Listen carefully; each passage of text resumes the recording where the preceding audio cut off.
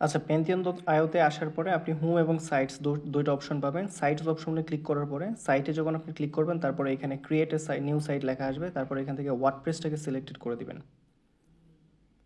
WordPress select করবেন এখান থেকে, ওকে। তারপর ওয়ার্ডপ্রেস সিলেক্টেড করার পরে এখানে আপনার নেম ইউর পেন্থিয়ন সাইট, তার মানে আপনার ওয়েবসাইটের যে নাম হবে সেই নামটা এখানে দিয়ে দিবেন।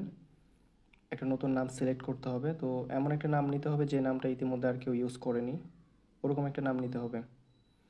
দিলাম আল আমিন দিয়ে, তারপর নিচের দিকে কন্টিনিউ বাটন আছে, কন্টিনিউ বাটনে ক্লিক করে আমরা চেক করব, দেখবো এটা আসে কিনা। না, এটা অলরেডি নিয়েছে, অলরেডি এক্সিস্ট। একটা ইউনিক নেম নিতে হবে। রিফ্রেশ করে নিলাম, এখন নেম ইউর পেন্থিয়ন সাইট, এখানে জাস্ট আলামিন 3 to 5। এবার কন্টিনিউ ক্লিক করব, কন্টিনিউ। আচ্ছা, ওকে, কন্টিনিউ করা শেষ। এখন ওয়ার্ডপ্রেস ইনস্টলেশন প্রক্রিয়া কমপ্লিট। তো প্রক্রিয়াটা কমপ্লিট হওয়ার পর আপনি হোম সেটিংয়ে আসবেন। হোম সেটিং থেকে পুনরায় সাইট সেটিংয়ে আসবেন। সাইট সেটিংয়ে আসলে আপনি আপনার ক্রিয়েট করা সাইটটা দেখতে পারবেন।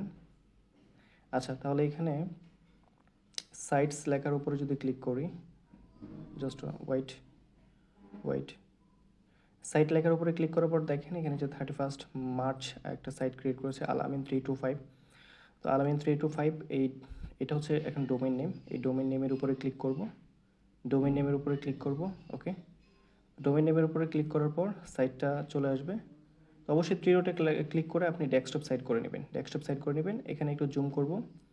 আচ্ছা, ডেস্কটপ সাইট করা আছে, জুম করব। ভিজিট ডেভেলপমেন্ট সাইট, এখানে ভিজিট ডেভেলপমেন্ট সাইট, এই সাইটে ক্লিক করার সাথে সাথে ওয়ার্ডপ্রেসে চলে যাব। ওয়ার্ডপ্রেস এটা হচ্ছে আমার বাই ডিফল্ট আকারে যে ওয়েবসাইটটা মেক করা হয়েছে, বাই ডিফল্ট আকারে যেটা মেক করা থাকে সেটা। তো ডোমেইন নেমের উপরে ক্লিক করবো, এখানে 360। ড্যাশবোর্ডে চলে যাব বা থিমে চলে যাব। যদি থিম এড করতে চাই তাহলে অ্যাড নিউ থিম। আচ্ছা, ড্যাশবোর্ডে আছি। এখান থেকে আমি যদি অ্যাপিয়ারেন্সে যাই, থিমে যাই, থিম থেকে গিয়ে আমি একটা অ্যাড নিউ থিম অ্যাড করতে পারবো। অ্যাড নিউ থিম থেকে আপনি জেনারেট প্রেস থিমটাকে এখানে সার্চ করে জেনারেট প্রেস থিমটা আপনি এখান থেকে ইনস্টল করতে পারেন। সো এইভাবে করে আপনারা অবশ্যই ওয়েবসাইট মেক করতে পারবেন খুব সহজে। বাকি ওয়েবসাইট মেকিংয়ের জন্য আপনি অবশ্যই ইউটিউব থেকে সেই ভিডিওটা দেখে নেবেন, তাহলে আশা করছি আপনার ওয়েবসাইট মেক করা কমপ্লিট হয়ে যাবে ইনশাল্লাহ।